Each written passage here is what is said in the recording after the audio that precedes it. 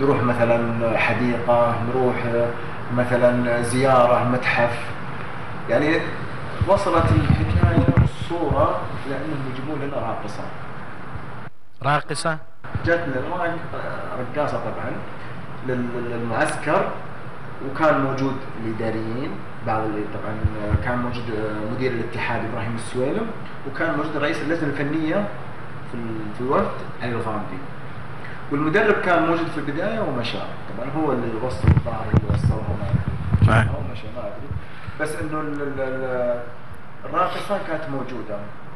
وللاسف صراحه يعني حصلت بعض التجاوزات من الراقصه وزي كذا. يعني عندي مقطع مصور، ايوه. فيديو يبين ان الراقصه موجوده، يبين اللاعبين موجودين، يبين الاداريين موجودين في المقطع. انصدمنا في المدرب طبعا بتصرفاته، تصرفات الشخصيه اللا اخلاقيه.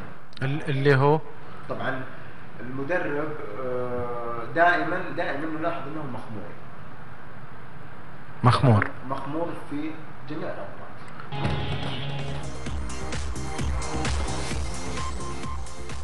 انا يعني اخذت زبده، يعني اخذت شويه من الموضوع واللقطه غبشنا، يعني ما ودنا